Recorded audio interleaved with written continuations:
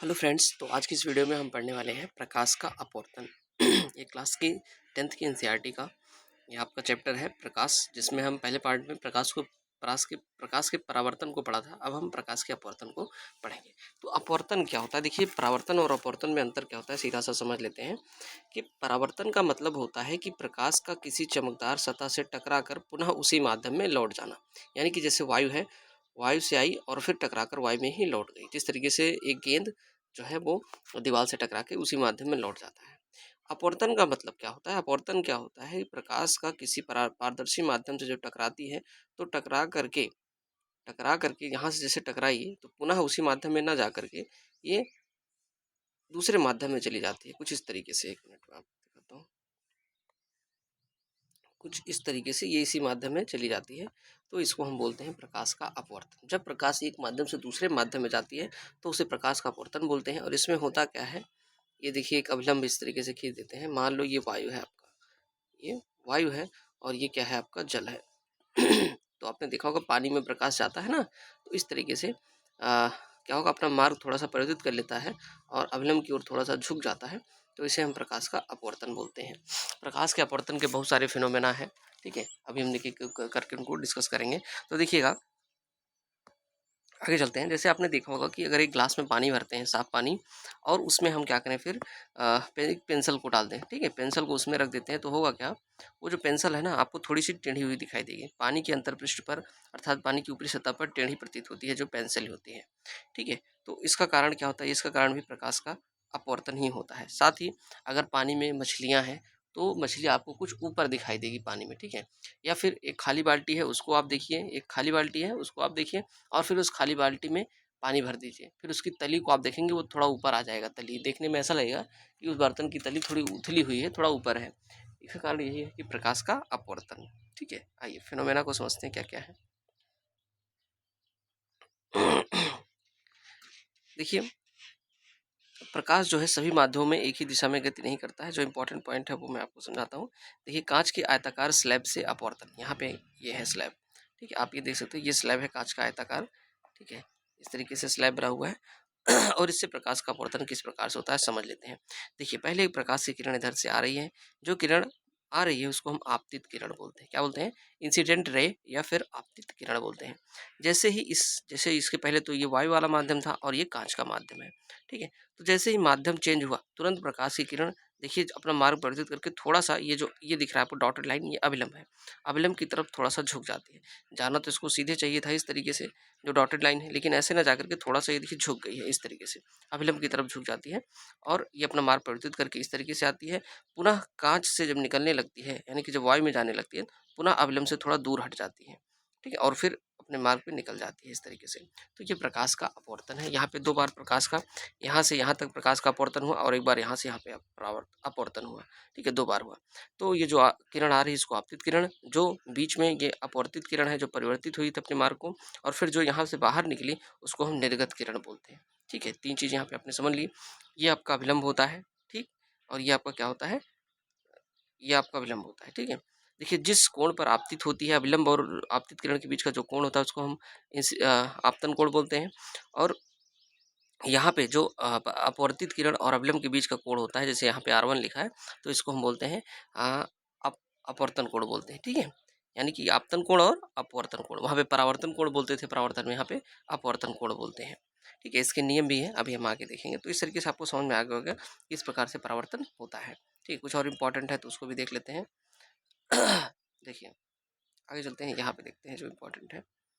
देखिए, प्रकाश किरण विरल माध्यम से सघन माध्यम में अर्थात वायु से कांच, विरल जैसे वायु क्या है, विरल होता है, और कांच क्या होता है, थोड़ा सघन होता है। तो जब प्रकाश किरण विरल माध्यम से सघन माध्यम में अर्थात वायु में प्रवेश कर रही है, तो ऊपर प्रकाश की किरण ने कांच से वायु में अर्थात सघन माध्यम से विरल माध्यम में प्रवेश किया, प्रकाश किरण अविलंब से दूर मुड़ जाती है। मैंने आपको बताया कि जब भी प्रकाश की किरण विरल से सघन में आएगी तो सघन में अभिलंब की ओर झुकेगी।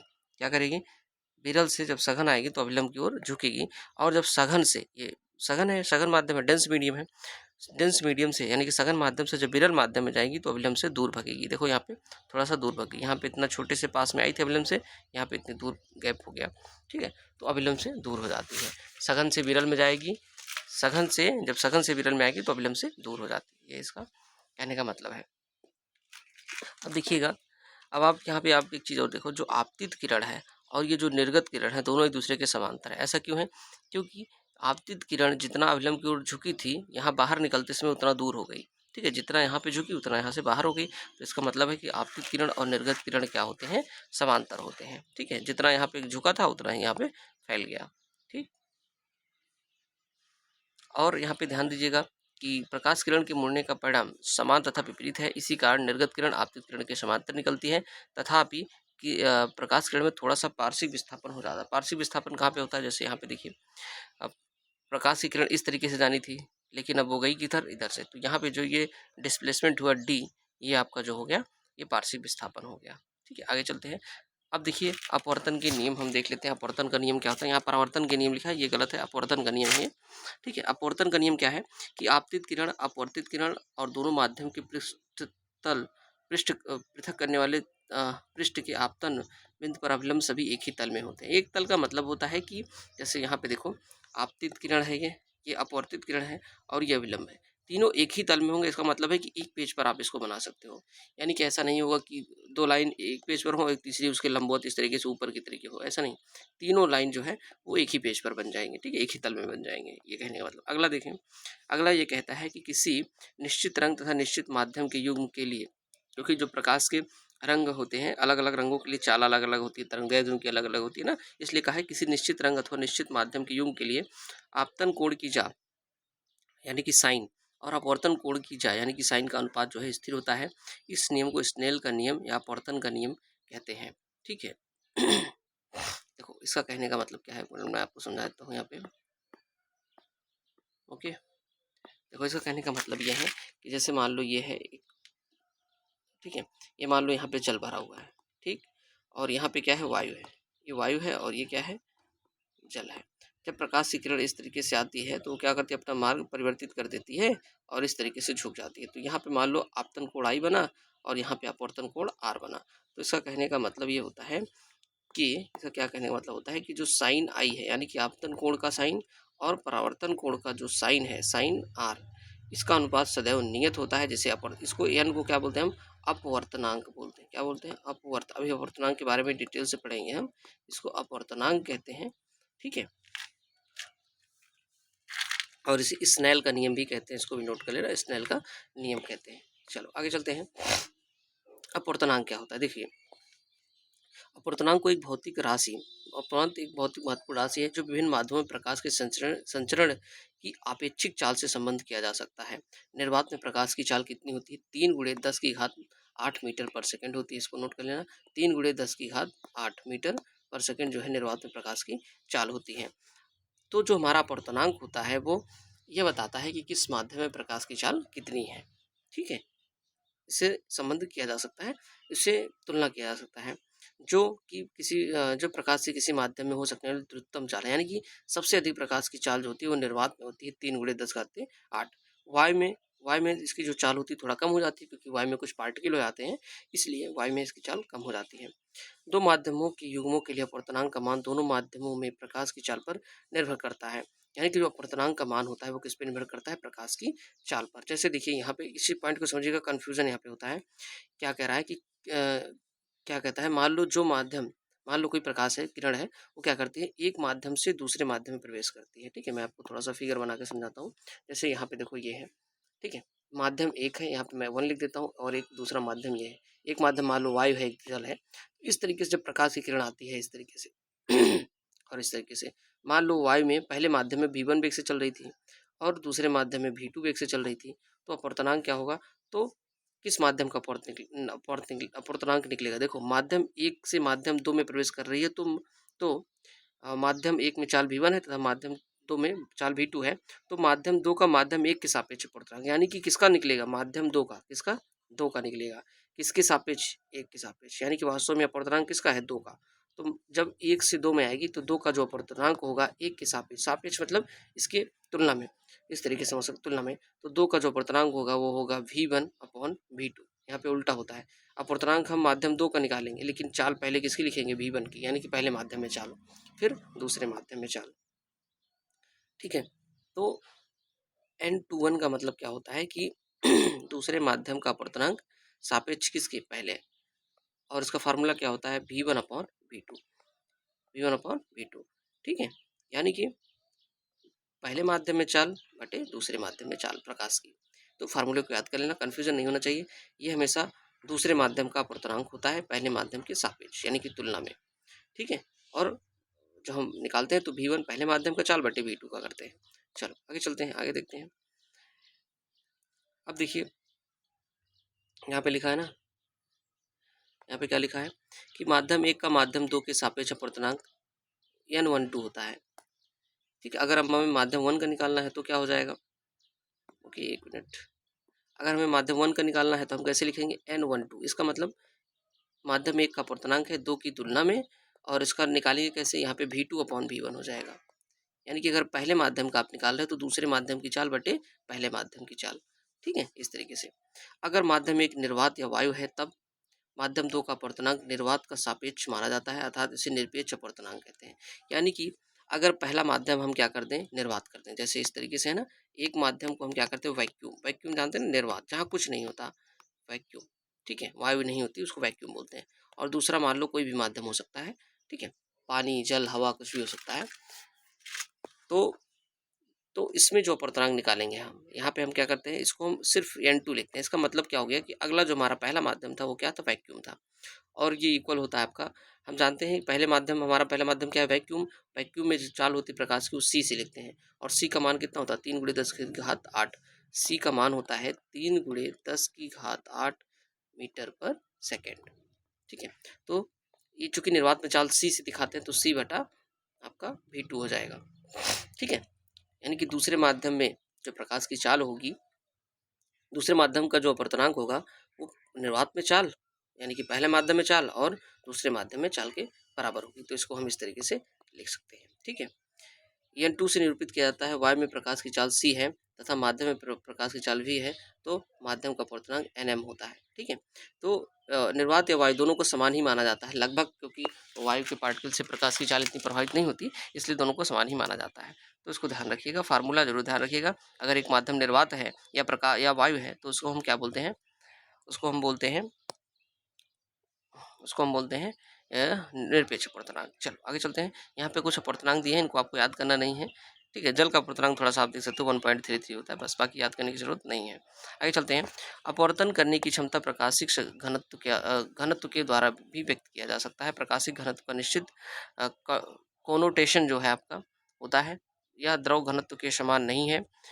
विरल माध्यम सघन माध्यम शब्दों का प्रयोग कर रहे हैं तो वास्तव में इसका अर्थ प्रकाशिक विरल माध्यम तथा प्रकाशिक सघन माध्यम से है। इसका कहने का मतलब यह है कि जब हम सघन और विरल माध्यम की बात करते हैं तो इसका मतलब होता है कि प्रकाशिक सघन और प्रकाशिक विरल, जिस माध्यम में प्रकाश की चाल अधिक होती है वो विरल हो जाता है, जिसमें कम होती है वो सघन हो जाता है। चलिए आगे चलते हैं। अब देखते हैं गोली लेंसों द्वारा अपवर्तन किस प्रकार से होता है। गोली लेंस, हमने गोली दर्पण के बारे में पढ़ा है, अब गोली लेंस के बारे में पढ़ेंगे।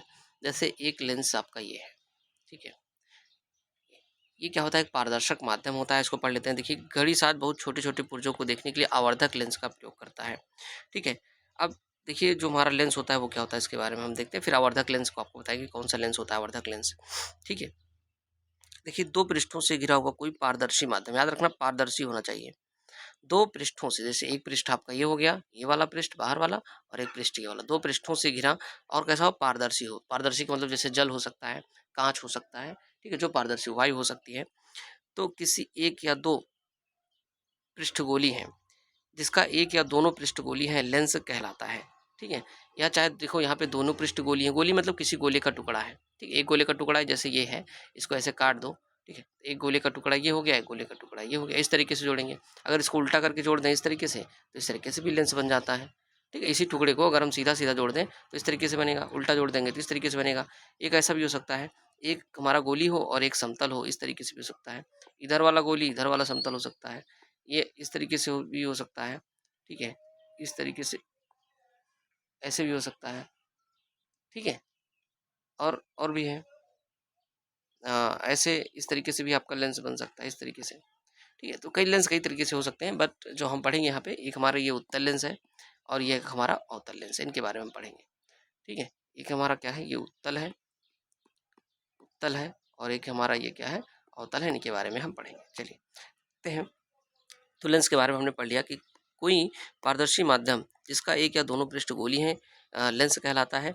लेंस कम से कम एक पृष्ठ गोली होते हैं, ठीक है। ऐसे लेंसों में दूसरा पृष्ठ समतल हो सकता है। किसी लेंस के बाहर की ओर उभरे दो गोली पृष्ठ हो सकते हैं। ऐसे लेंस को द्विउत्तल लेंस कहते हैं, ठीक है। अगर बाहर की ओर उभरे हुए दो गोली लेंस हो, दो गोली पृष्ठ हो, तो इसको हम क्या बोलते हैं, उत्तल बोलते हैं। ये मैंने आपको बताया अभी, ठीक है, उत्तल बोलते हैं। और द्विउत्तल लेंस कहते हैं या उत्तल लेंस भी कहते हैं, केवल उत्तल लेंस भी कहते हैं। दो उत्तल लेंस को हम उत्तल लेंस भी कहते हैं, ठीक है। उत्तल लेंस प्रकाश की किरणों को अभिसरित करता है। क्या करता है, अभिसरित करता है। जैसे यहाँ पे फिगर हम देखते हैं, ये देखिए बहुत अच्छा है, इसको समझ लेते हैं। यहाँ से देखो ये है उत्तल लेंस, क्योंकि आप देखोगे इसके दोनों पृष्ठ कैसे हैं, उभरे हुए हैं, ठीक है। तो ये दो द्विउत्तल लेंस या उत्तल लेंस भी बोलते हैं। ये प्रकाश की किरणों को, जैसे ये प्रकाश की किरण आ रही है ना, ये ठीक, प्रकाश की किरण जो आ रही है इसको क्या करता है, अभिसरित करता है, यानी कन्वर्ज करता है एक बिंदु पर। एक बिंदु पर इस तरीके से कन्वर्ज करता है। आपने देखा होगा, आपने एक प्रयोग भी किया होगा कि हम लोग क्या करते हैं, लेंस का प्रयोग करके कागज को जलाने वाला प्रयोग आपने देखा होगा। कागज जो है जलने लगता है। ऐसा कैसे हो जाता है, क्योंकि ये जितनी सूर्य की प्रकाश की किरणें आती है ना, सबको अभिसरित करता है एक बिंदु पर, एक बिंदु पर कंसंट्रेट करता है, जिससे क्या होता है फिर आग लग जाती है उसमें ना। तो इसलिए हम इसको अभिसारी लेंस भी बोलते हैं। उत्तल लेंस को हम अभिसारी लेंस बोलते हैं। नोट कर लेना, अभिसारी कन्वर्ज करता है। साथ ही अगर किसी लेंस के दोनों पृष्ठ क्या हो, धसे हुए हों, ठीक है, इस तरीके से धसे हुए हों, तो उसको हम द्वि अवतल लेंस या फिर केवल हम उसको अवतल लेंस भी बोलते हैं। और ये प्रकाश की किरणों को क्या करता है, देखिए फैला रहा है। ऐसे प्रकाश की किरण आई, ऐसे फैला दिया, देखो प्रकाश की किरण आ रही है ना, इसको फैला दे रहा है। तो ये प्रकाश की किरणों को फैलाता है, ठीक है, प्रसार करता है, इसलिए इसको अपसारी लेंस बोलते हैं। क्या बोलते हैं, अपसारी लेंस। कौन सा लेंस होता है, अवतल लेंस होता है, ठीक है। नोट कर लेना इसको। आगे चलते हैं। यहाँ पे देखिएगा, इनमें से प्रत्येक पृष्ठ एक गोले का एक भाग होता है। इन गोलों की केंद्र केंद्र लेंस के वक्रता केंद्र कहलाते हैं। जैसे देखिए मैं आपको दिखा रहा हूँ, थोड़ा विजुलाइज करिएगा। देखिए ये देखिए, आपको गोले का एक भाग दिखेगा इस तरीके से। देखो एक गोले का कोई भाग है ना, इस तरीके, देखो ये गोला बन रहा है कि नहीं, ये इस तरीके से। तो इस गोले का एक केंद्र भी होगा। तो ये जो आपका एक गोले का केंद्र है ना, ठीक है, इस केंद्र को ही हम क्या बोलते हैं, वक्रता केंद्र बोलते हैं। तो जो गोली दर्पण, जो गोली पृष्ठ का, जो हमारा लेंस होता है, लेंस जिस गोले का भाग होता है, देखो यहाँ पे इस पृष्ठ को अगर हम लें, तो इस पृष्ठ से एक गोला इस तरीके से बनेगा, ठीक है। तो इसका जो ये केंद्र होगा, इसी को हम वक्रता केंद्र बोलते हैं। क्या बोलते हैं, वक्रता केंद्र बोलते हैं। उसी तरीके से इस पृष्ठ का भी एक ऐसे इस तरीके से होगा, ठीक है। इधर भी एक वक्रता केंद्र होगा, ठीक। यहाँ पे भी मैंने आपको समझाया, इस वाले में भी इस तरीके से गोला होगा, इसका भी एक केंद्र है, ठीक है। और इस वाले पृष्ठ का भी किस तरीके से होगा, तो यहाँ भी इसका एक केंद्र हो जाएगा ना। तो इस तरीके से वक्रता केंद्र होता है। अब इसे हम सी द्वारा, सी से निरूपित करते हैं। किससे, सी से। अब C1 C2 होते हैं, मैंने आपको दिखाया, दो वक्रता केंद्र होते हैं, तो एक को C1 और एक को C2 से दिखाते हैं। आगे वाले को C1, पीछे वाले को C2 से दिखाते हैं। अब देखिएगा, किसी लेंस के दोनों वक्रता केंद्रों से गुजरने वाली एक काल्पनिक सीधी रेखा को मुख अक्ष कहते हैं। मुख अक्ष क्या होता है, एक मिनट में आपको दिखाता हूँ, ठीक है। प्रिंसिपल एक्सिस जो है ये देखो, ये एक वक्रता केंद्र है और एक वक्रता एक केंद्र है। ये से जो ये रेखा जा रही है, इसी को मुख अक्ष बोलते हैं। यहाँ पे भी देखो ये है, और यहाँ पे जो वक्रता केंद्र मिलेगा उससे ये जो रेखा जा रही है, इसको हम क्या बोलते हैं, मुख अक्ष बोलते हैं, ठीक है। आगे चलते हैं। अब देखो मुख अक्ष जो होता है, मुख अक्ष आपका जो होता है, लेंस के भीतर जिस बिंदु से होकर गुजरता है ना, उसको हम बोलते हैं प्रकाशिक बिंदु। क्या बोलते हैं, प्रकाशिक केंद्र बोलते हैं। नोट कर लेना, बहुत इंपॉर्टेंट है, प्रकाशिक केंद्र, ये, ठीक है, प्रकाशिक केंद्र इसको बोलते हैं। प्रकाशिक केंद्र की एक खासियत होती है कि अगर प्रकाशिक केंद्र से कोई प्रकाश की किरण जाती है, तो बिना किसी विचलन के वो निर्गत हो जाती है। जैसे इसका मतलब समझो यहाँ पे, जैसे देखो ध्यान से, यहाँ पे क्या है, ये क्या है, प्रकाशिक केंद्र है, ठीक है। अगर यहाँ पे कोई हम प्रकाशिक किरण इस तरीके से डालें, तो ये बिना परिवर्तित हुए सीधे ऐसे निकल जाएगी, इस तरीके से ऐसे। जो किरण, प्रकाश किरण जाती है प्रकाशिक केंद्र से, तो वो बिना परावर्तित हुए अपने मार्ग से सीधे निकल जाती है। इसको नोट कर लेना, ठीक है। अब चलो आगे चलते हैं। प्रकाशिक केंद्र के बारे में हो गया। अगला है द्वारक। तो देखिएगा, गोली लेंस के वृत्ताकार रूपरेखा का प्रभावी व्यास इसका द्वारक अपर्चर कहलाता है, ठीक है। हम इस अध्याय में विवेचन उन्हीं लेंसों की तक सीमित रखेंगे जिनकी वक्रता त्रिज्या से बहुत छोटा होता है, जिनका द्वारक क्या हो, बहुत छोटा है। यानी कि वक्रता त्रिज्या आप देखोगे यहाँ से, एक मिनट मैं आपको दिखाता हूँ। देखो वक्रता त्रिज्या क्या है, यहाँ से यहाँ तक की है, और इसका द्वारक देखो ये बहुत छोटा है, ये द्वारक बहुत छोटा है, इसको द्वारक बोलते हैं ये, ठीक है। ये द्वारक बहुत छोटा है इसका। तो ऐसे हम लेंसों को इस अध्याय में हम पढ़ने वाले हैं। चलिए आगे देखते हैं। किसी वक्रता त्रिज्या से बहुत, अब देखते हैं, चलो देखते हैं, दोनों वक्रता केंद्र प्रकाशीय केंद्र से समान दूरी पर होते हैं, ऐसे लेंस छोटे द्वारक के पतले लेंस कहलाते हैं। किसी लेंस पर समांतर किरणें आपतित होती हैं तो क्या होता है? देखो, इसका कहने का मतलब ये है, ये इसका मतलब ये है कि जो हमारा ये है मुख्य फोकस, जैसे यहाँ पे 2 मुख्य फोकस होते हैं ना, जो सॉरी जो वक्रता केंद्र होते हैं 2 होते हैं, एक इधर होता है, एक इधर होता है, तो दोनों ही क्या होंगे, दोनों ही क्या होंगे, ये देखो एक एक वक्रता केंद्र यहाँ पे है, ठीक है? एक वक्रता केंद्र यहाँ पे है 2F1 पे और एक वक्रता केंद्र यहाँ पे है F2 पे, तो इसको हम जो हमारा प्रकाशीय केंद्र यहाँ से समान दूरी पर दोनों होते हैं, ये इसका कहने का मतलब ये है। चलिए आगे चलते हैं। देखो, सूर्य से आने वाली प्रकाशीय किरणें समांतर होती हैं। लेंस द्वारा यह किरणें एक तीक्ष्ण चमकदार बिंदु के रूप में कागज पर अभिकेंद्रित की जाती हैं। वास्तव में कागज शीट पर चमकदार बिंदु सूर्य का प्रतिबिंब होता है। एक बिंदु पर सूर्य के प्रकाश का संकेंद्रण ऊष्मा उत्पन्न करता है, जिसके कारण कागज में आग लग जाती है। ये मैंने आपको अभी समझाया था ऊपर किस प्रकार से कागज में आग लगती है। तो जो देखो सूर्य क्या होता है, आनंद पर स्थित होता है, बहुत दूरी पर स्थित है ना, इसलिए देखो जैसे ये सूर्य है, यहाँ से जो प्रकाश की किरणें आती है वो समांतर होती हैं और जो हमारा उत्तल लेंस होता है उन सबको एक बिंदु पर अभिसरित करता है, इसलिए यहाँ पे आग लग जाती है, ठीक है? वो प्रतिबिंब होता है सूर्य का। आगे देखते हैं, उत्तल लेंस पर मुख्य अक्ष के समांतर प्रकाश की बहुत सी किरणें आपतित होती हैं। उत्तल लेंस पर मुख्य अक्ष के समांतर बहुत से प्रकाश किरणें आपतित होती हैं।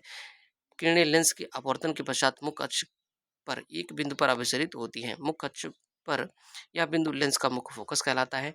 जिस बिंदु पर, देखो यहाँ पे कहने का मतलब ये है, जैसे एक मिनट देखें यहाँ पे दिया होगा, ऊपर से ही देख लेते हैं हम लोग। देखो, मुख्य अक्ष के जैसे मुख्य फोकस अगर आपको पता करना है मुख्य फोकस क्या होगा, तो मुख्य अक्ष के समांतर प्रकाश की किरण डालो दोनों लेंस पर, ठीक है? मुख्य अक्ष के समांतर जिस बिंदु से वास्तव में होकर के जाती हैं या जहां से प्रतीत होती हैं उसको हम मुख्य फोकस बोलते हैं। जैसे यहाँ पे उत्तल लेंस का फोकस ये है, ठीक है? मुख्य फोकस इधर होता है। हाँ, और जो अवतल लेंस है यहाँ पे भी हमने प्रकाश की किरण डाली समांतर और ये फैलाता है चूंकि किरणों को, तो हमने क्या देखा कि इसको पीछे बढ़ाने पर एक बिंदु पर काटती हैं यहाँ पे, आगे तो कहीं नहीं काटेंगे लेकिन पीछे यहाँ पे काटेंगे।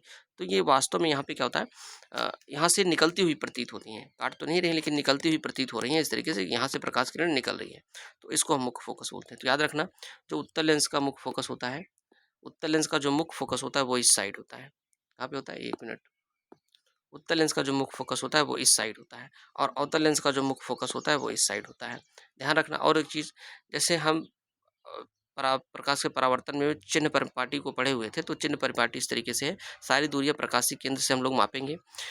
तो यहाँ पे इस वाली दूरी को हम पॉजिटिव में लेते हैं, इसको पता है, और इधर वाली को किस में लेते हैं, नेगेटिव।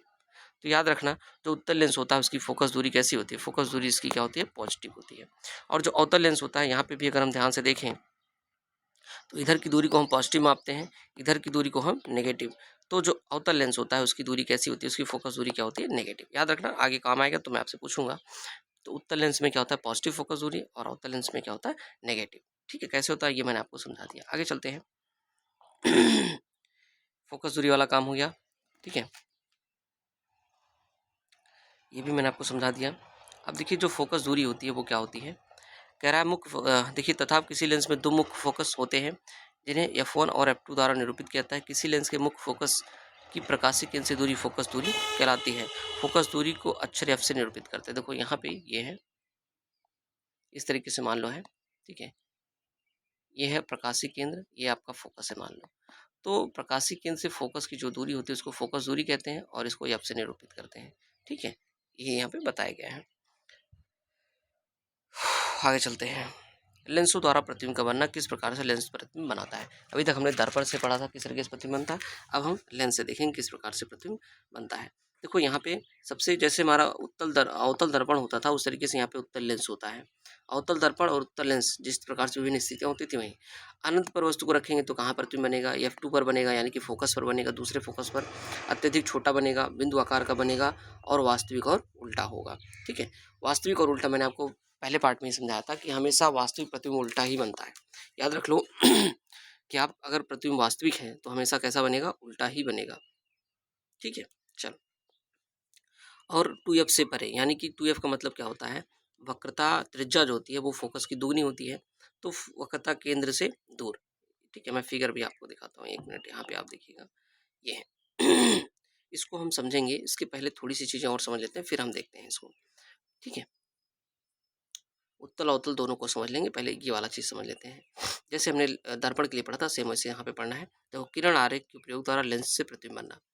पहली चीज़ याद रख लो आप, नियम है कि अगर मुख्य अक्ष के समांतर किरण आएगी, ये मुख्य अक्ष है इसके समांतर कोई किरण आएगी तो उत्तल लेंस है तो दूसरे फोकस से होकर के जाएगी, ठीक है। अवतल लेंस है इस तरीके से, अवतल लेंस है तो यहाँ से अपसरित हो जाएगी और पीछे बढ़ाने पर इस फोकस पे कट करेगी पहले वाले पे, ठीक है। मतलब काल्पनिक रूप से यहाँ पे मिलेगी आभासी रूप से। उसके बाद चलते हैं इधर, दूसरा क्या है, दूसरा नियम यही है कि अगर फोकस से होकर कोई किरण जा रही है तो अपवर्तन के पश्चात मुखज के समांतर हो जाएगी। इसका कहने का मतलब है अगर फोकस की तरफ कोई किरण आ रही है तो लेंस से परावर्तित होकर मुखज के समांतर हो जाएगी। अवतल लेंस में इस तरीके से होता है, ये नियम है, इनको ध्यान रखना। अगला है, तीसरा है, मैंने आपको ये भी बता दिया था पॉइंट कि अगर कोई भी प्रकाश की किरण प्रकाशी केंद्र की तरफ आ रही है तो बिना मार्ग परिवर्तित किए सीधे निकल जाएगी इस तरीके से, ठीक, सीधे निकल जाएगी। ये आपका 3 रूल हो गए, ठीक है। अब हम देखते हैं एक एक स्थिति में किस तरीके से प्रकाश प्रतिबिंब बनता है। पहले आप तो इस चार्ट को एकदम अच्छे से नोट कर लो, ठीक है। मैं आपको समझा देता हूँ कहाँ कहाँ पे बनता है, ठीक है। इस तरीके से देखो, यहाँ पे अगर मैं बात करूँ कि उत्तल लेंस द्वारा, ये है उत्तल लेंस, उत्तल लेंस द्वारा आवर्धित प्रतिबिंब कब बनता है तो सिर्फ आप देखोगे बड़ा जो विवर्धित प्रतिबिंब बनता है वो कहाँ पे बन रहा है, फोकस F1 तथा प्रकाशीय केंद्र O के बीच रखने पर। वो कैसा बनता है, आभासी और सीधा बनता है, ठीक है। बाकी यहाँ पे भी विवर्धित मतलब बड़ा बनता है, लेकिन ये वास्तविक और उल्टा बनता है, ठीक है। और समान साइज का प्रतिबिंब कब बनता है, जब हम 2F पर यानी कि वक्रता केंद्र पर रखते हैं वस्तु को तो बनता है, और वास्तविक और उल्टा बनता है। वास्तविक प्रतिबिंब हमेशा उल्टा होता है, आभासी प्रतिबिंब सदैव सीधा होता है, ठीक है। और आभासी प्रतिबिंब को पर्दे पर नहीं लिया जा सकता और वास्तविक प्रतिबिंब को पर्दे पर लिया जा सकता है। चलिए अब हम फिगर देखते हैं कैसे इसका फिगर बनेगा, ठीक है। इस टेबल को ध्यान में रखिएगा। चलो यहाँ पे देखते हैं, सबसे पहला जो है यहाँ पे, सबसे पहला हम देखते हैं जब हमारा वस्तु कहाँ पे है, अनंत पर। अनंत पर मतलब बहुत अधिक दूरी पर है, जैसे सूर्य, चंद्रमा, इस तरीके से, या अधिक दूरी पर लेंस के हिसाब से हो जाता है, 2 किलोमीटर 4 किलोमीटर भी हो सकता है। देखो यहाँ पे जब अनंत से प्रकाश की किरण आती है तो कैसी होती है, मुखच के समांतर होती है। अनंत से आने वाली प्रकाश की किरण कैसे होती है, मुखच के समांतर होती है। और वो जो लेंस होता है हमारा, लेंस से, उत्तल लेंस से अभिसरित होती, कन्वर्ज होकर के किससे जाती है, फोकस से होकर जाती है इस तरीके से, ठीक है। फोकस से होकर के जाती है, इसे हम क्या बोलते हैं, अभिसारी लेंस बोलते हैं। तो इसका कहने का मतलब यह है कि जब वस्तु अनंत पर रखी हो, एक मिनट सॉरी, देखो एक मिनट, जब वस्तु अनंत पर रखी होती है, जब वस्तु अनंत पर रखी होती है तो उसका प्रतिबिंब कहाँ पे बनता है, फोकस पर बनता है। आप उस टेबल को मैच करते चलिएगा, फोकस पर बनता है और बहुत छोटा बन रहा है यहाँ पे, तो छोटा बनेगा और कैसा बनेगा, वास्तविक बनेगा, ठीक है। फोकस पर बनेगा, छोटा बनेगा और वास्तविक बनेगा और उल्टा बनेगा। वास्तविक प्रतिबिंब हमेशा उल्टा होता है। चलो आगे चलते हैं। दूसरी स्थिति क्या है, जब वस्तु अनंत और वक्रता केंद्र जो हमारा सी है उसके बीच में कहीं पे रखा हो, ठीक है, यानी कि वक्रता केंद्र पर ना हो, उससे थोड़ा दूर हो, रखा हो, तो कहाँ पे बनेगा, देखो ये इस तरीके से वस्तु रखी है, यहाँ से प्रकाश किरण हम डालते हैं जो कि मुख अक्ष के समांतर है, तो मुख अक्ष के समांतर जो किरण होती है कहाँ जाती है, फोकस से होके जाती है, फोकस से होके गई। दूसरा, हम इसको प्रकाशिक केंद्र से डालेंगे, तो प्रकाशिक केंद्र से जब डालोगे तो किस तरीके से, इस तरीके से निकल जाएगी, इस तरीके से। यहाँ पे एक चीज देखो, प्रतिबिंब जो है कैसा उल्टा बन रहा है, उल्टा सीधा कैसे आप पहचानोगे, देखो जो हमारी पहली किरण थी, पहली जो रे थी वो देखो यहाँ पे नीचे हो गई, और जो दूसरी वाली थी, सेकंड वाली, वो ऊपर आ गई। तो जब ऊपर वाली नीचे गई, नीचे वाली ऊपर आई, तो प्रतिबिंब कैसा बन गया, उल्टा बन गया, ठीक है। और ये क्या होगा, वस्तु से छोटा होगा, क्या होगा, वस्तु से छोटा होगा, वास्तविक होगा और उल्टा, उल्टा प्रतिबिंब जहाँ पे मिलेगा वो वास्तविक होगा, ठीक है। और ये वस्तु साइज में छोटा आपको दिखेगा, इस ए बी से, इस वाले ए बी से आप देखोगे ये छोटा है, ठीक है। तो कहाँ पे बना, फोकस और सी यानी कि वक्रता केंद्र के बीच का बना यहाँ पे, ठीक है। यहाँ पे हमने अनंत और वक्रता केंद्र के बीच रखा तो फोकस और वक्रता केंद्र के बीच बना। देखो जैसे जैसे आप वस्तु को पास लाओगे वैसे वैसे प्रतिबिंब दूर बनता चला जाएगा। पहले जब अनंत पे था तो फोकस भी बनता था, अब थोड़ा सा उसको पास लाए तो ये थोड़ा सा दूर हो गया। अब अगली स्थिति क्या है, अगली स्थिति है जब हम वस्तु को वक्रता केंद्र पे रख दें, अब हम थोड़ा सा और पास इसको लाए तो ये थोड़ा सा और इधर चला गया। जब हम वस्तु को वक्रता केंद्र पर रखेंगे तो दूसरे ओर ही भी वक्रता केंद्र पर ही बनेगा और समान आकार का बनेगा, समान आकार का बनेगा, ठीक है। और प्रतिबिंब कैसा बना है, उल्टा बनेगा। इसमें भी अगर आप देखोगे, एक मिनट में आपको दिखाता हूँ, अगर आप देखोगे जो ऊपर वाली किरण है, ठीक है, वो इस तरीके से नीचे हो जाएगी और ये जो नीचे वाली किरण है ना, ये आगे चल के ऊपर हो जाएगी। तो जब इस तरीके से ऊपर नीचे वाली ऊपर, ऊपर वाली नीचे होता है तो वहाँ पे प्रतिबिंब उल्टा बन जाता है। तो प्रतिबिंब क्या हुआ, यहाँ पे उल्टा बनेगा, समान आकार का बनेगा। आप टेबल को मैच करते रहना, ठीक है, समान आकार का बनेगा और वास्तविक बनेगा और उल्टा। अगला स्थिति क्या है, फिर थोड़ा सा और आगे लाते हैं वस्तु को। अब हम 2F और F के बीच में लाएंगे तो प्रतिबिंब हमारा सी से थोड़ा आगे अनंत के बीच चला जाएगा, सी और अनंत के बीच का, यानी वक्रता केंद्र और नीचे। जैसे जैसे वस्तु को पास ला रहे हैं वैसे वैसे इधर दूर जा रहा है ये, ठीक है। चलो अब देखो यहाँ पे वस्तु इतनी बड़ी है, यहाँ पे पहली किरण हमने डाली और यहाँ से इस तरीके से निकल गया फोकस से होते हुए, मुख अक्ष के समांतर थी। प्रकाशीय किरण से डाली तो सीधे ही निकल गया वो। अब देखो ऊपर वाली किरण नीचे हो गई, नीचे वाली फिर ऊपर हो गई, तो प्रतिबिंब कैसा बनेगा? उल्टा बनेगा। और कैसा बनेगा? बड़ा। देखो यहाँ पे इतना ही है AB और यहाँ पे इतना बड़ा हो गया, तो ये बड़ा बन गया। ठीक है, और उल्टा है तो इसका मतलब सीधा कैसा उल्टा है, तो इसका मतलब हुआ कि ये वास्तविक प्रतिबिंब है। ठीक है, इसको पर्दे पर लिया जा सकता है, वास्तविक प्रतिबिंब को पर्दे पर लिया जा सकता है। अगला हम देखते हैं फोकस। जब हम फोकस पे रखते हैं, पहले तो हमारा अनंत और C के बीच था, अब सीधे अनंत पर ही बनेगा, क्योंकि जब थोड़ा सा और इधर लाए तो थोड़ा सा और इधर ये चला गया। अब देखो फोकस पे हमने रखा, मुख अक्ष के समांतर किरण डाली और देखो ये किस तरीके से जा रहा है ये। ठीक है, और दूसरा हमने प्रकाश की किरण से डाला तो इस तरीके से जा रहा है। तो ये प्रकाश की किरणें वास्तव में अनंत पर मिलती हैं, इसलिए जो प्रतिबिंब बनता है वो कहाँ पे बनता है? अनंत पर बनता है। ठीक है, और कैसा बनेगा? बहुत ही बड़ा बनेगा, वास्तविक बनेगा और उल्टा बनेगा। ठीक, आगे एक स्थिति और देखते हैं। यहाँ पे देखो अब हम क्या करते हैं, वस्तु को थोड़ा सा और पास लाते हैं, फोकस और प्रकाशिक केंद्र के बीच रखते हैं। पहली प्रकाशिक किरण डाली सम्मुख अक्ष के समांतर, फोकस से होकर जाएगी। दूसरी किरण हमने प्रकाश से होकर डाली, मतलब प्रकाशिक केंद्र से, तो यहाँ पे देखिए कहीं पे मिल नहीं रही हैं, लेकिन अगर इनको हम पीछे बढ़ाते हैं तो ये यहाँ पे बनती हैं। ठीक है, तो इस स्थिति में प्रकाश देखो प्रतिबिंब सीधा बनेगा। अब देखो आप जो ऊपर वाला है ऊपर ही है किरण, और जो नीचे वाला था वो नीचे ही है। ठीक है, तो यहाँ पे क्या होगा आपका, ये प्रतिबिंब कैसा बनेगा? सीधा बन जाएगा। ठीक है, और कैसा बन रहा है? देखो छोटा है वस्तु और प्रतिबिंब कैसा है? बड़ा बन रहा है, प्रतिबिंब बड़ा बनेगा। तो इस स्थिति में प्रतिबिंब हमारा बड़ा बनता है, आवर्धित बनता है। तो इसी चीज़ का हम उपयोग करते हैं आवर्धन में। जैसे मान लो छोटी छोटी चीज़ों को आपको देखना है, तो आप इस तरीके से एक लेंस का यूज करते हो ना, तो कौन सी स्थिति होती है? वो यही स्थिति होती है, हम जो चीज़ जिस वस्तु को देखना होता है और लेंस को इतना पास लाते हैं कि वो वस्तु इसके फोकस दूरी और प्रकाशीय केंद्र के बीच आ जाता है, तब वो हमें क्या होता है? बड़ा दिखाई देता है, हमारी रेटिना पर उसका प्रतिबिंब बड़ा बनता है। ठीक है, ये चीज़ है। अब तो ये उत्तल दर्पण का खत्म हो गया, उत्तल लेंस का खत्म हो गया। अब हम अवतल लेंस का भी देख लेते हैं। अवतल लेंस का पहले टेबल एक बार आपको दिखाता हूँ। मतलब ये यहाँ पे देखो ये लिखा है, इसमें दो ही अवतल लेंस में दो ही स्थितियाँ होती हैं। पहली स्थिति है जब वस्तु अनंत पर बने, जब प्रतिबिंब अनंत जब वस्तु अनंत पर हो तो फोकस पर बनेगा। ठीक है, या फोन पर बनेगा। अत्यधिक छोटा होगा, बिंदु आकार का छोटा होगा। ठीक है, अत्यधिक छोटा होगा और आभासी और सीधा बनेगा। अवतल से हमेशा आभासी सीधा ही बनता है। और अनंत तथा लेंस के बीच प्रकाशीय केंद्र के बीच रखा हो तो फोकस F1 तथा प्रकाशीय केंद्र O के बीच बनेगा और आभासी और सीधा बनेगा, छोटा बनेगा। चलो अब देखते हैं इसका फिगर कहाँ पे है। देखो ध्यान से ये। ठीक है, जब हम अनंत पर वस्तु को रखते हैं तो यहाँ से चलने वाली प्रकाश की किरण मुख अक्ष के समांतर ऐसे आती है और ऐसे अपवर्तित हो जाती है। ठीक है, और आगे तो कहीं नहीं काटती यहाँ पे, लेकिन अगर हम इसको पीछे बढ़ाते हैं तो ये F1 पर काटती हैं। तो यानी कि फोकस पर बनेगा, अत्यधिक छोटा बनेगा और सीधा बनेगा, आभासी और सीधा। आभासी प्रतिबिंब सदैव सीधा ही बनता है, आभासी सीधा। और आभासी प्रतिबिंब इसलिए बोलते हैं क्योंकि उसको पर्दे पर नहीं लिया जा सकता, यानी कि अगर आप कोई स्क्रीन लगाओगे तो उस पर प्रतिबिंब नहीं आएगा, क्योंकि आभासी होता है। ठीक है, आगे चलते हैं, बात करते हैं हम इसकी। जब हम वस्तु को आप लाते हैं कहाँ पे? 2F और F के बीच लाते हैं, या आप कह सकते हो कि अनंत के अलावा किसी अन्य स्थान पर रखते हैं, तो प्रतिबिंब कहाँ पे बन रहा है? देखिए ये इस तरीके से अपसरित हो गई किरण, क्योंकि अवतल दर्पण है, अवतल लेंस है, और यहाँ से प्रकाशीय केंद्र से सीधे निकल गई। तो यहाँ पे जो प्रतिबिंब बन रहा है ये फोकस और O यानी प्रकाशीय केंद्र के बीच बन रहा है। ठीक है, और कैसा बन रहा है? सीधा बन रहा है, छोटा बनेगा, आभासी बनेगा। ठीक है, तो इस तरीके से ये स्थिति यहाँ पे खत्म हो गई। अब आते हैं गोली लेंसों के लिए चिन्ह परिपाटी क्या होता है, जिस तरीके से हमने पढ़ा था गोली दर्पण के लिए। ठीक है, मैं आपको एक थोड़ा सा आइडिया यहाँ पे देता हूँ। जैसे ये उत्तल लेंस है, ठीक है, ये इसका प्रकाशीय केंद्र यहाँ पे हो गया। तो इसकी दूरियों को किस तरीके से नापते हैं? इधर की दूरी को हम पॉजिटिव में मापते हैं, इधर की दूरी को नेगेटिव में, ऊपर की दूरी को पॉजिटिव में, और नीचे की दूरी को नेगेटिव में। सीधे अगर कोई वस्तु ऐसे रखी है तो चूंकि ऊपर की तरफ रखी है तो वस्तु की लंबाई पॉजिटिव रहेगी। प्रतिबिंब मान लो नीचे बना तो चूंकि नीचे बना तो इसकी लंबाई नेगेटिव रहेगी। वस्तु को हम कहाँ पे रखते हैं? इस साइड रखते हैं। इस साइड की दूरी को हम देखो, एक मिनट, वस्तु को हम इस साइड रखते हैं तो इसकी दूरी को नेगेटिव लेते हैं। प्रतिबिंब इस साइड मान लो बना तो इसको दूरी को हम पॉजिटिव लेते हैं। और वैसे भी उत्तल दर्पण की जो होती है, देखो यहाँ पे लिखा है, उत्तल लेंस की जो फोकस दूरी होती है वो हमेशा धनात्मक होती है, और अवतल लेंस की जो फोकस दूरी होती है वो हमेशा क्या होती है? ऋणात्मक। इसको नोट कर लेना। इसी तरीके से उत्तल दर्पण और अवतल दर्पण में भी होता है। अब देखो U क्या होता है? वस्तु की दूरी होती है दर्पण से। V क्या होता है? प्रतिबिंब की दूरी होती है दर्पण से। F क्या होता है?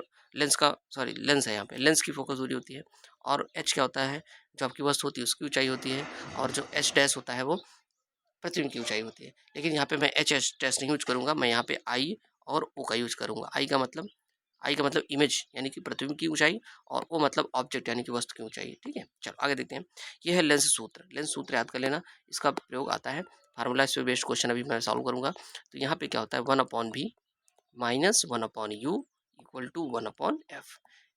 दर्पण वाले सूत्र में क्या था, यहाँ पे प्लस रहता है माइनस की जगह, ठीक है, तो इसको ध्यान रखिएगा, कोई कंफ्यूजन ना हो। आवर्धन सूत्र क्या, आवर्धन का मतलब होता है मैग्निफिकेशन, यानी कि जो हमारा प्रतिबिंब बनेगा वो बड़ा बनेगा या छोटा बनेगा या समान आकार का बनेगा, इसके बारे में ये बताता है। आवर्धन, आवर्धन का सूत्र होता है m इक्वल टू, देखो यहाँ पे आवर्धन m से दिखाते हैं, m इक्वल टू होता है आई, आई का मतलब हो गया प्रतिबिंब की ऊंचाई, ठीक है, आई का मतलब प्रतिबिंब की ऊंचाई डिवाइड बिंब, बिंब मतलब वस्तु की ऊंचाई, हम आई और ओ से लिखते हैं जिससे आपको समझने में आसानी थे, आई और ओ, ठीक है। तो यहाँ पे आई और ओ इक्वल टू भी अपॉन यू, याद रखना जब हम दर्पण का सूत्र पढ़ रहे थे तो यहाँ पे माइनस लगा हुआ था, ठीक है, लेकिन अब इसमें माइनस नहीं है लेंस वाले सूत्र में, तो इसको ध्यान रखिएगा, यहाँ से क्वेश्चन पूछे जाते हैं। जैसे पहले क्वेश्चन हम देखते हैं, पहला क्वेश्चन क्या कह रहा है, इसको ध्यान से देखिएगा। कह रहा है कि एक अवतल लेंस है, फोकस दूरी इतनी है, तो हम जानते हैं अवतल लेंस की फोकस दूरी ऋणात्मक होती है, तो लिख लेते हैं -15 सेंटीमीटर, ठीक।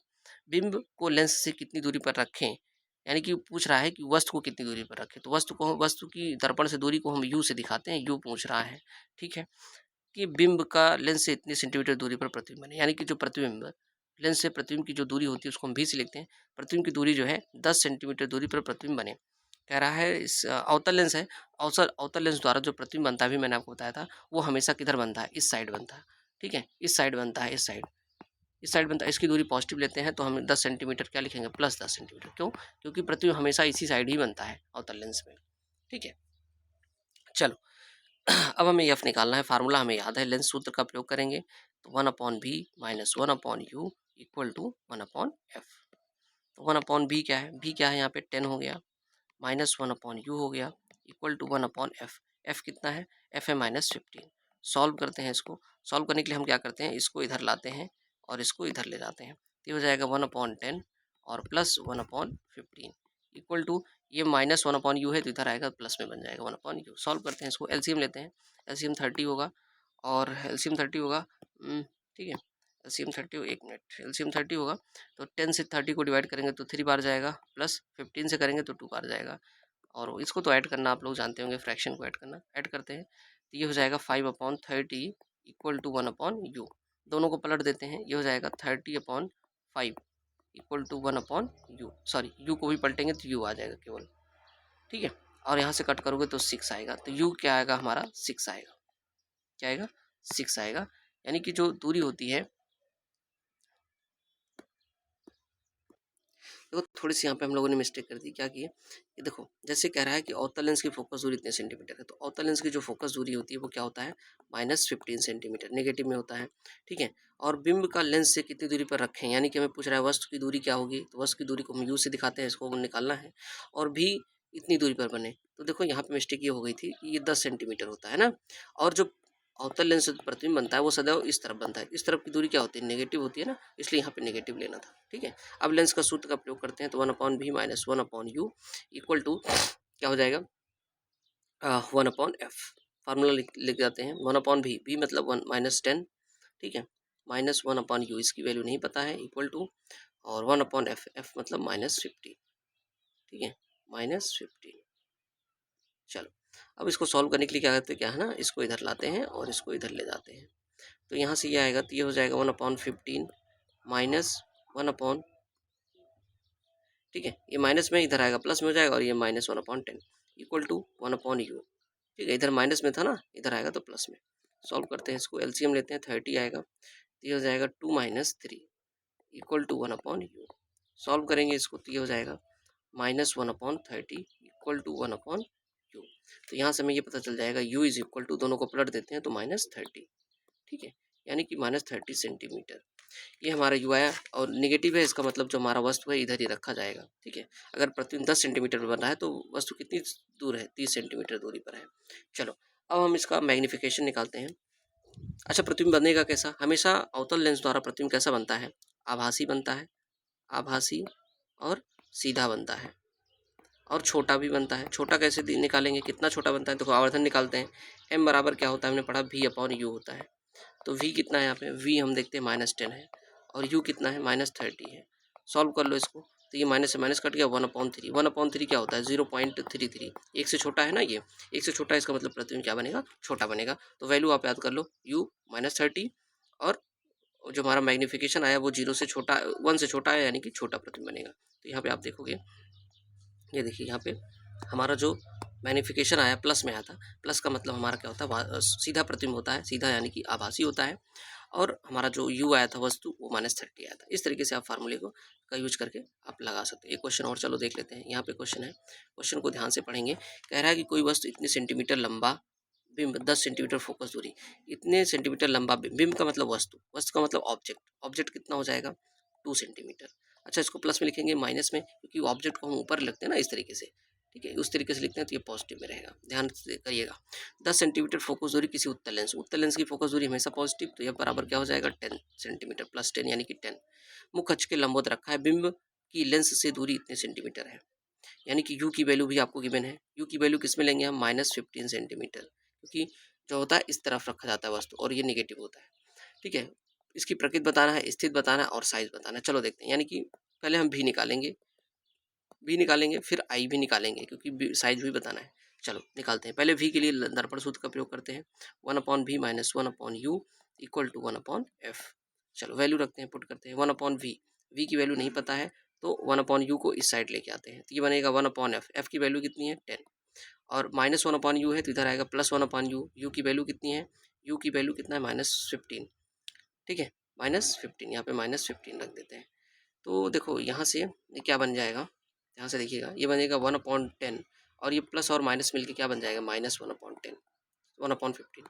सॉल्व करते हैं इसको, एलसीएम 30 होगा तो ये हो जाएगा 3 - 2 1/30, यानी कि जो हमारा 1/v है उसकी वैल्यू कितना है 1/30। इसको सॉल्व करेंगे हम, दोनों को पलटेंगे तो v बराबर कितना आएगा 30।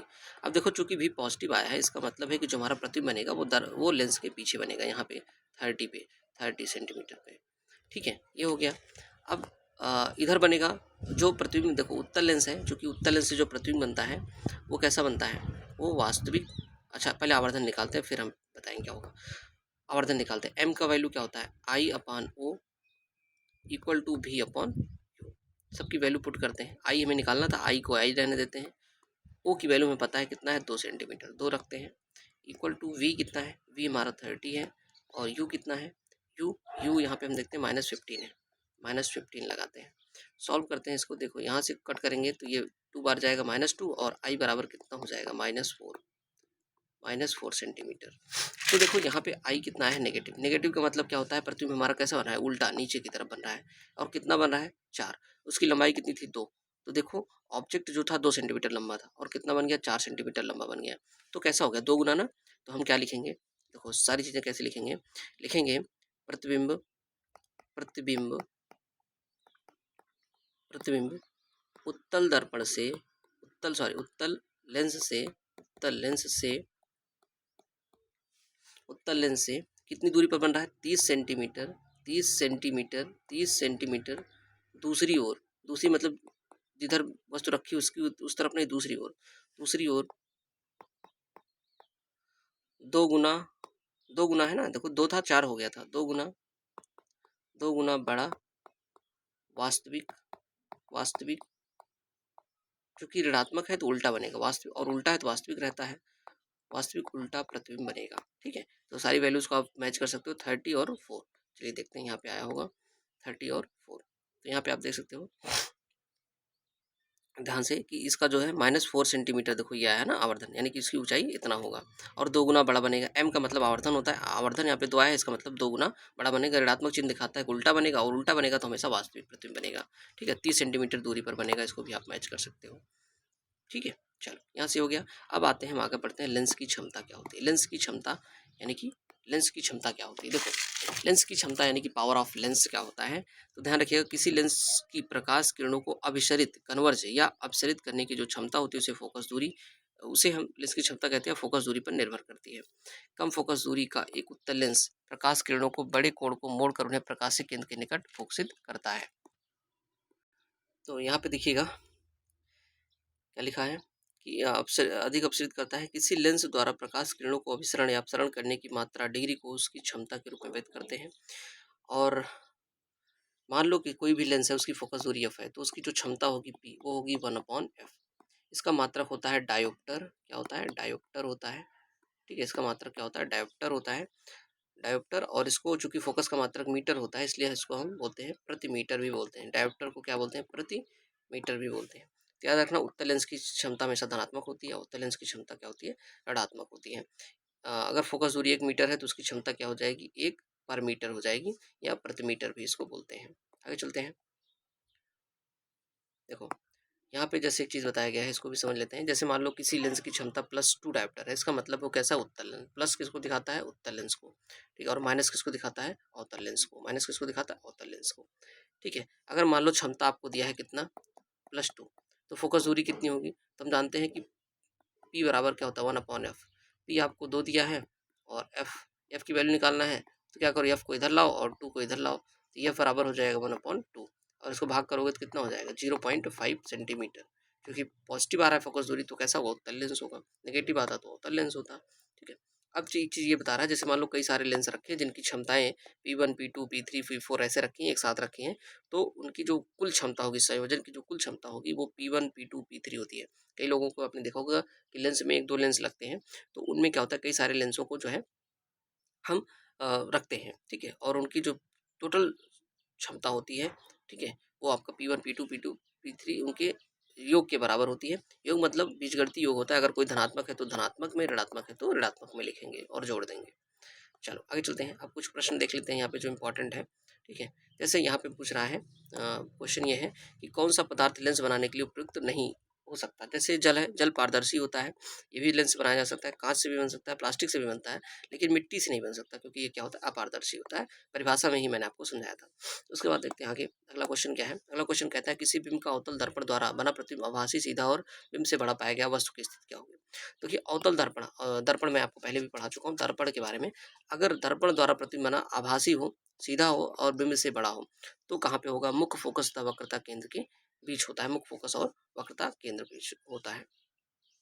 नहीं, चूंकि यहाँ पे क्या है, ये दर्पण है ना, सॉरी दर्पण है, तो दर्पण में क्या होता है? अवतल दर्पण है इस तरीके से, और सीधा और बिंब से बड़ा पाएगा तो ये वाला ऑप्शन सही हो जाएगा। दर्पण के ध्रुव और मुख्य फोकस के बीच होता है, क्योंकि यहाँ पे देखो, ये मान लो फोकस है, ठीक है, ये इसका ध्रुव है पी, तो यहाँ पे जब हम वस्तु को रखते हैं ना, जब यहाँ पे हम वस्तु को रखते हैं, तो जब यहाँ पे वस्तु को रखते हैं तो ही क्या होता है, वो हमारा जो है बड़ा प्रतिबिंब यहाँ पे इधर बनाता है, इस साइड यहाँ पे, ठीक है।